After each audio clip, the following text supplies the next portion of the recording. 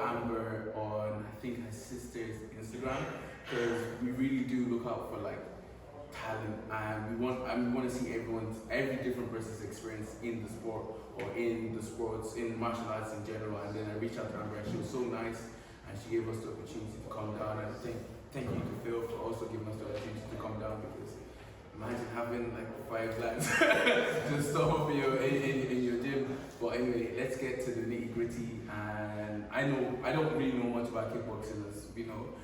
So I'm just gonna ask everybody about the experiences. So I'm just gonna start with Amber. Amber, what's your experience being in kickboxing as a woman and dealing with everything in a male-dominated like environment? My experience is good, of course.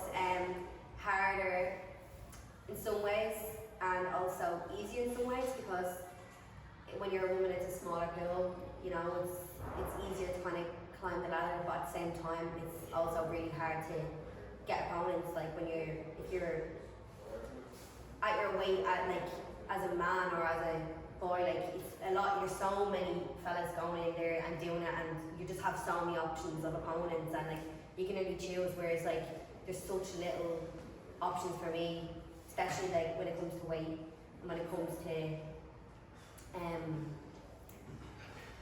when it comes to being at a smaller weight as well. So there's more opponents you could have maybe at a heavier weight, but that means you might be fighting people who are heavier, or you might be like it's just a lot harder in that way. And then also it's like getting taken seriously as well, like in a sport as well. But my experience has been great. It's been so like empowering for me as well. Just on a day-to-day basis, feeling strong and feeling powerful and encouraged, and then being around people who like it's not just about the training itself. It's the people that you're around all the time, your team. Like it's like a family as well, you know. So I feel like that keeps you going every day. When you don't have it, you feel the difference. Really well said. Yeah, definitely with in martial arts as well, like the confidence it gives you as well. Like, what do you feel about like, as you said, like the way I know you were talking before, how difficult it was like to find opponents, and I feel like saying that as well. Do you think when you actually do get a fight then and it's confirmed, there is like a bigger pressure on you then, or do you feel like a difference? Yeah, like I suppose so, because like when I started training, like Phil would know, like trying to get me opponents was like impossible for like, my first nearly 2-3 years. And then when I started getting opponents, I was like, oh my god, this is real.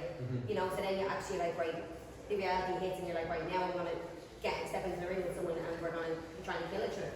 So it's one of them things that like then you have to actually like try to get into that mindset. And as well, some people are naturally like, I feel like maybe for men it's easier to be naturally aggressive and to have that like natural like about you. But for me, I kind of had to like learn that, and that kind of had to be like built into me to get in there and get aggressive and like show that. And like it was definitely a mental struggle for me as well for a long time, because you can feel strong physically and you can do all the physical work you like as you want, but like if you don't get yourself into that mindset, then it's completely like it's 90% mental, I think, you know. Yeah. And as her coach, Phil, like how did you like? She said she's been with you from basically day one. Yeah. So like, how did you get that into her?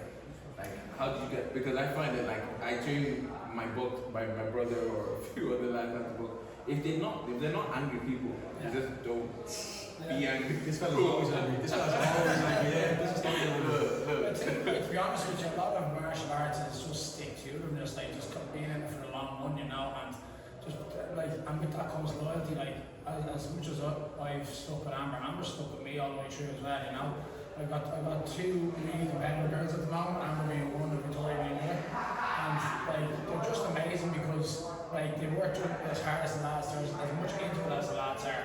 Obviously, I'd like more girls like that in the club, you know. But having 2 is just, it's gold dust. It really is. Like, because as Amber said, like, to be quite honest, lads are 10 a penny. Especially like lads around 70 kilos and to 75 kilos. Not millions of them, there's millions of them out there, you know. But girls are special, and it's like, it's a male dominated sport for a reason. It's tough, you know. It's not messing around when you go in there. You're looking to knock each other out, you know. And you can hack it or you can't, basically, you know. And Amber loves it, like, you know. Victoria loves it, and it's hard to find, but once you get it, I mean, Amber was really athletically gifted anyway, do you know what I mean? So we had a good base to work with, like. But yeah, I mean, I think the aggression comes with passion. You know what I mean? You just have to be aggressive in our sport, and if you're passionate about, you know, winning basically. It's not about hurting people, it's about winning like any sport. You just have to be uber competitive. Happens that, you know, our sport is a fight. You know, it's a byproduct. It is like, but you know, it's all about winning and getting that goal in your waist, and you know, getting those goals on that you want to, you know, glory or one or whatever it may be. You know, you have to have a goal, and Yes, obviously Phil as well. Phil has over 20 years experience in K1 kickboxing, martial arts, and being a former full contact kickboxing world champion as well. Do you think you have to? I know now obviously you've like done it all 20 years. Do you still find yourself? It takes a lot more for you to get into that place of competitiveness, or do you still feel like you're? I mean, does it take more of a struggle now? For me, like as the head coach, you've got to be the quarterback. You know, you have to. It's either 100% or 0%.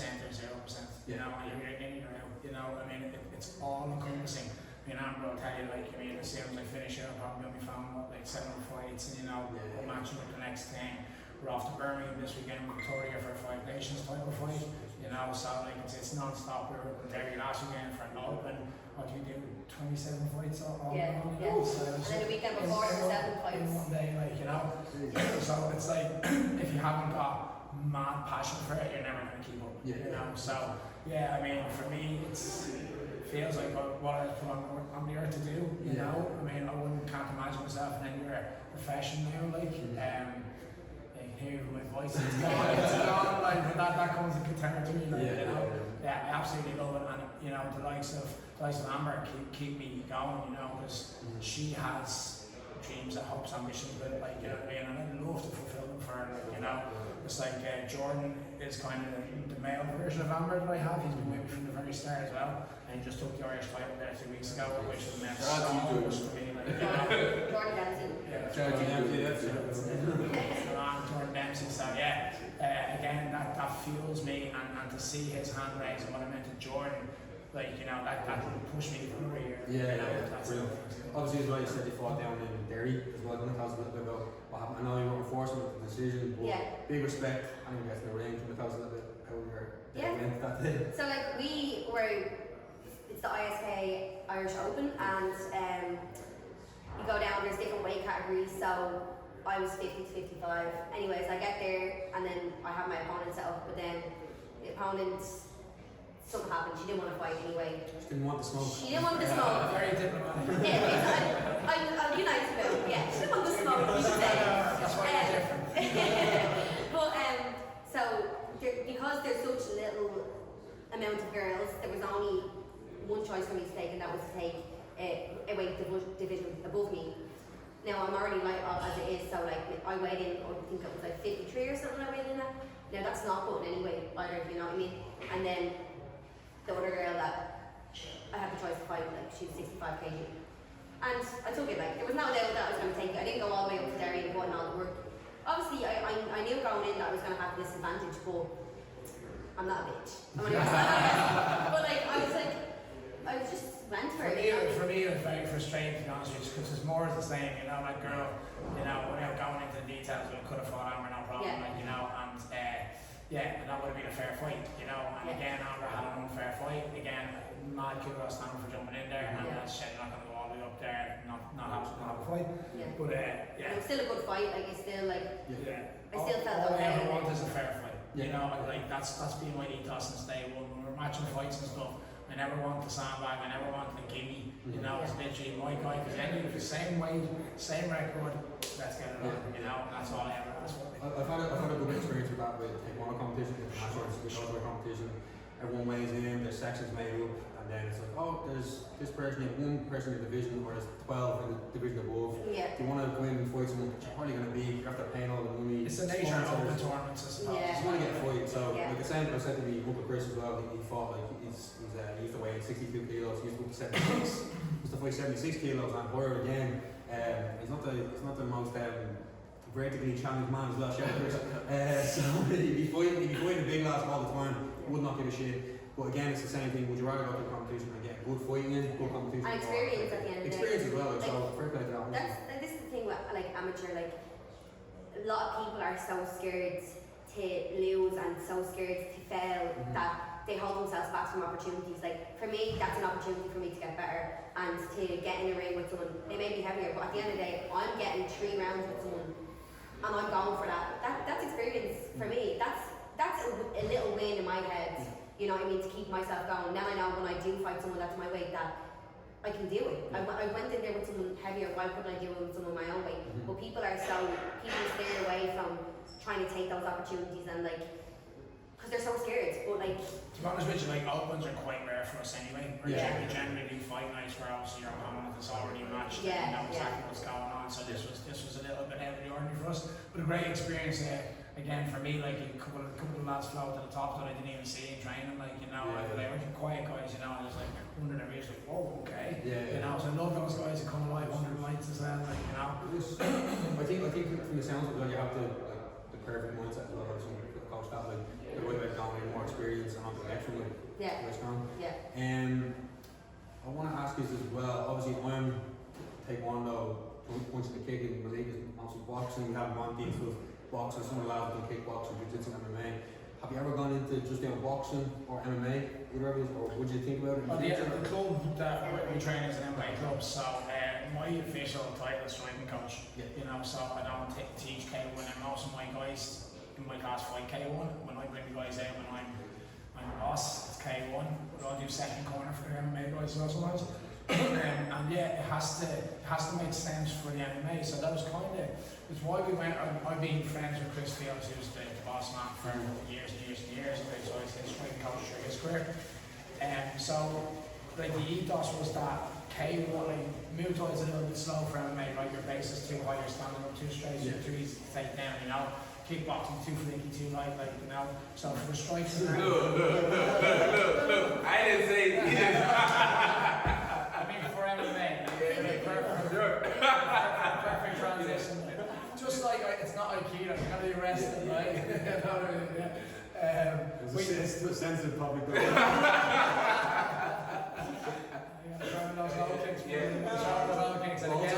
going to train with the lads afterwards. And I said to the boys before, we have to get in the league to feel the leg kick. We have to get to feel the leg kick. I felt the leg kick. That's your man in but out there. I felt them, I was doing it, so I want him to just like you see the quad there, Look, all I'm saying is, I'm not afraid of sparring. Every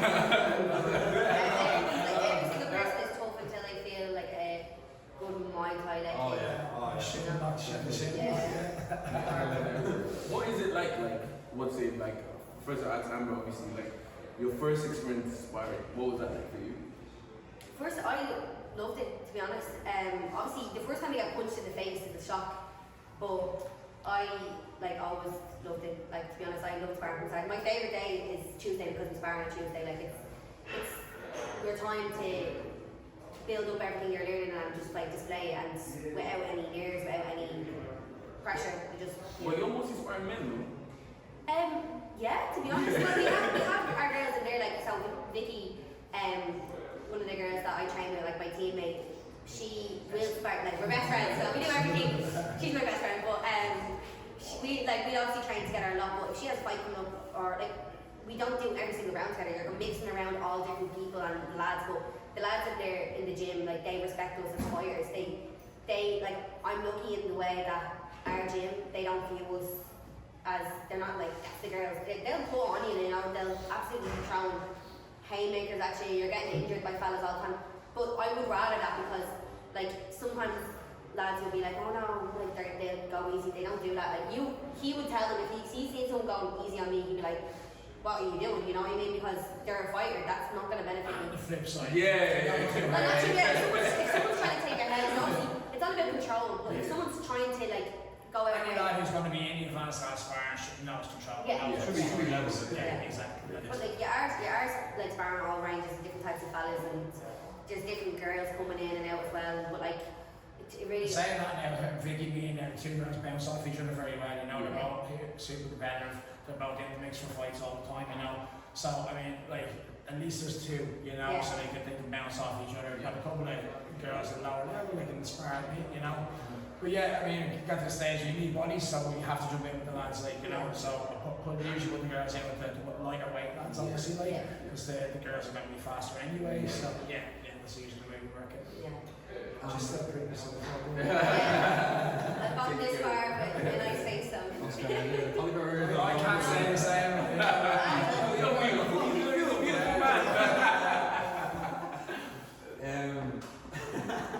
I was going to say as well, what would you describe your style as? My style? My style is very, like, I'm very flexible, so I'm kind of like Dropping the kicks and yeah, like loose and flick. Like I'd be speedy rather than like trying to knock someone out. Like I'm trying to like outscore. Like I'd be very. A lot of people would ask me if I've done like taekwondo and stuff like that because I kind of have like the kicks and stuff like that. And I love kicks. I love high kicks. I love, like I'm a head kick type of person. You know what I mean? But I recently started like getting into like training my boxing more and doing a bit of boxing as well. So I think that helps. You need to be able to set up your kicks with your hands and stuff like that. But I'm actually only really finding my style now. Like you know, after like it takes a while to build up. Like I now I'm kind of finding my feet and like starting to like enjoy being in the ring and like finding that like just feeling comfortable in there. Because the first year was just like whoa. Being a coach, you have to like some guys like just straight away. Some guys take a while, you know, take a few performances to get going and stuff like that. But yeah, I mean like. Like yeah, it was tough at the start, and again just because of the guys were matched up and all that sort of thing. Like, but she's really starting to find her feet now. And, you know, she does have a distinct style. I would say, you know, it's like it's a proper K1 style. Like mixes the low kicks in well. Like you know, obviously she can drop into the box splits without any warm up, which is quite handy for martial arts. You know, I'm sure you know yourself. You know what I mean? Been a while looking at That's about 20 years ago for me. You're going to get out of bed. Can you do the splits? I don't want to. What would you describe your style was when you were fighting? It's very hybrid. I mean, I was southpaw, so I mean, it's a nightmare for anyone. Like you know, I built a whole career on it. Like you know, like being left-handed, there's lots of tricks that are really hard. Like simple things like that are hard for right-handed fighters. Like you know, obviously most right-handed fighters are going to train 90% against other right-handers, they're going to fight 90% against other right-handers. So, like, and there's back in the day when I fought, there wasn't like footage or anything like that, you know, there was no social media, it wasn't like I'm looking around on YouTube or whatever, like, you know. So it's literally kickboxing, you go your way and have a look at him, and then you're in the ring. It's the first time he's ever done. We keep hearing that because we were over at the Jiu-Jitsu Academy just like a week ago, and everyone keeps talking about back in the day it was like this. It's like in my head, back in the day, it was very archaic. Like, what were you guys doing, fighting in the sets or what? But it was 20 years ago. I mean, it's just like obviously the advent of the internet is so massive, right? Like, I mean, you think about this, there would never be a fight that Amber have that wouldn't be recorded, that you wouldn't have like her doing an interview, the whole shebang, like you know, for an amateur fight, like you know. So it's amateurs who treat like pros now, but that's because of the whole social media thing. Everything's so accessible, like, you know what I mean? Back in the day, literally, as I said before, like if the guy didn't have a camcorder in the crowd, you didn't get recorded. Like he asked for footage. Like he says, right, I need you to find some footage. In 2 seconds, I can get footage like that. You know what I mean? It's a blessing and it's a curse at the same time. Oh no, I think it's definitely a curse because I think it's a blessing for me, but it could be a curse for somebody else. It's a blessing as well, and I think from a personal sort of things like getting ready, like with a squad, and you're going to a world championship or something. Next time I see the fights come out, oh, who's this person? She's from Argentina. Oh, look her up there. Oh, she's going to fight against me like that. She's going to kill me. She's dropping these. It's like, no, she's not going to do that against you. Completely different fight, different time. So I think it is a blessing, of course, in that way. No, like I think so. Always, I think like if you're dynamic and you know, like you're intelligent, that's a good start. You know what I mean? Like your aggression, and you know, that all comes with confidence. Like in building that up. Like yeah, if you can move a bit, you know, you have to be able to move in that ring. Like you know, and again, it's a violent chess match. You know, so you've got to have a bit of nature up there as well. You know. Yeah, and those like that footage makes you be able to make a plan. Like it makes plans very. I know some boxers or some fighters don't show their footage, and I think depending on what kind of fighter you are, in the sense of if you're versatile, you can show your footage. But if you are like if you have a specific style, Yeah. show your footage might not be the best. Yeah. Because I remember like just a few weeks ago I had like the fight. Remember I was sick like 2 days. I was sick for like 2 weeks before the fight. Then somebody showed me him fighting in the show, and 2 days before I was like, I'll take it. And I literally went in and I was like, yeah. But it's same fashion now, Yeah. I don't like my lads overanalyzing their opponent either, Yeah. because what happens then is you start fighting their fight. Yeah. You know, like, I mean, at the end of the day, it's you in there, and like, when I was fighting, I always remember, when every single walkout, you know, it's in your hands. You go in and you do what you do, you put on the show, do you know what I mean? Man, if I'm thinking about what he's doing, or how strong he is, or how fast he is, or how many fights he's had, or whatever, you've half lost the fight for you, in my opinion, like, you know. So I try to get the guys not to overanalyze it too much, and, you know, concentrate on what they're doing, and what we're doing, rather than what their opponent can do, or what they could theoretically do, you know. Have you had any difficulty being a woman in the sport? Like, I can only imagine, like, were you scared? Were you afraid seeing so many guys? Like, is it something that, you know, like, even look around us now? To be honest,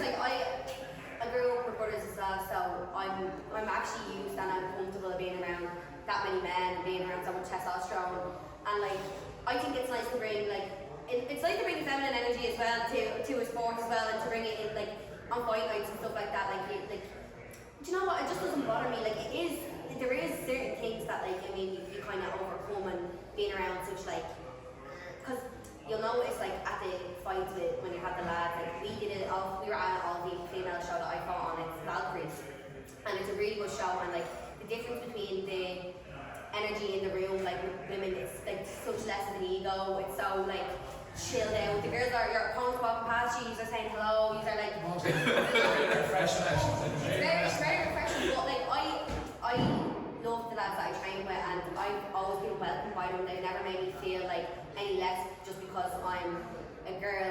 Now there's us. because I killed them if they did. Yeah. But like that's the thing, like they respect the coach, they respect the coach's student, and that's that. And like if anyone was to ever disrespect me, well then Like any good club, the ideas come from the top down.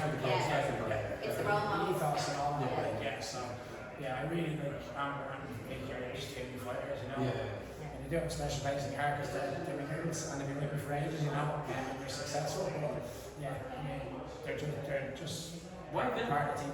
But why then? Like, Because they stuck with the program, you know. Yeah. I've had quite a few girls there through the years, you know. Girls that have fought for sure, like, you know, always like 1, 2, 3 fights, and then life gets in the way. And that's not just girls, that's lads as well, you know. That happens all the time. Did something And stick coaches out? get attached, and then they break your heart when they go, like, you know. So, But did something stick out about Amber when she came to you? Like, yeah, well, I mean, the athleticism, like, yeah, absolutely. And she's quite nervous as well. never stops talking.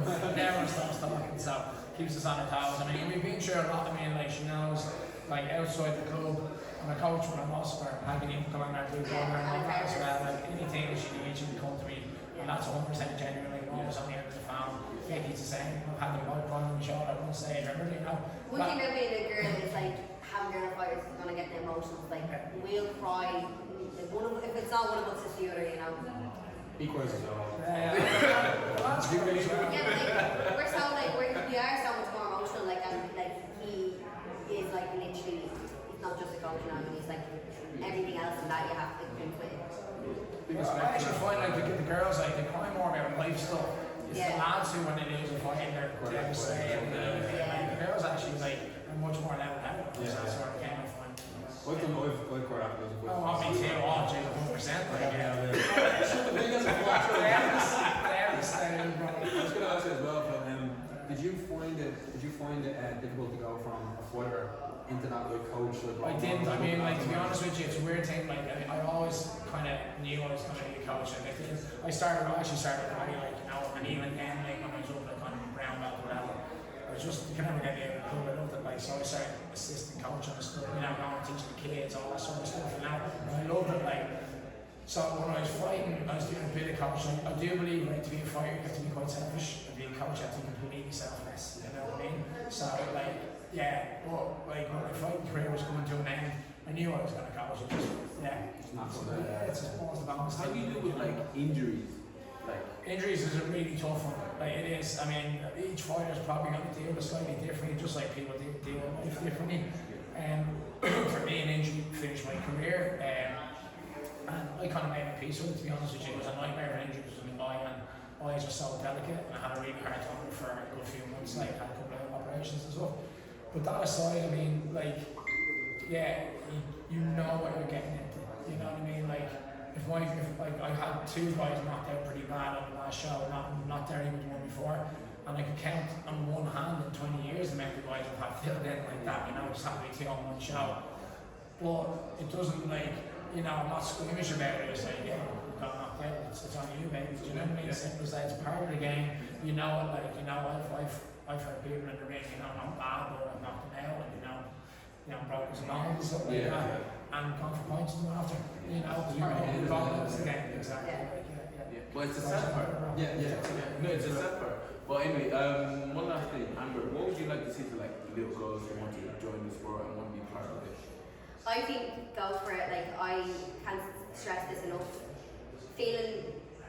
You'll feel safer, you'll feel powerful, and I think for confidence. You don't have to fight. You might end up doing it, and you might want to fight. But I feel like to take a step, just do it. Literally, just do it. You'll feel strong, and like it's given me so much confidence. It's given me so much like perspective in general, and I just have experienced so many amazing things just by fighting, traveling, meeting people, and I just think like it's amazing. So I encourage everyone to go out there and do it, and get a bit of self-defense. If you're walking out, you might feel a little bit safer walking home from town after a night out as well. So Can't hurt. Walking groups. Thank you for tuning in. Yeah, do not Episode 3, 4, 5. Episode 5. I don't know. 5. So that's we're going to wrap up there, guys. Thanks again to Phil and Amber for coming on the show. Malik, thanks for coming on. We're going to do our bit of training now for the lads. It's going to be on our show now. We're on tour.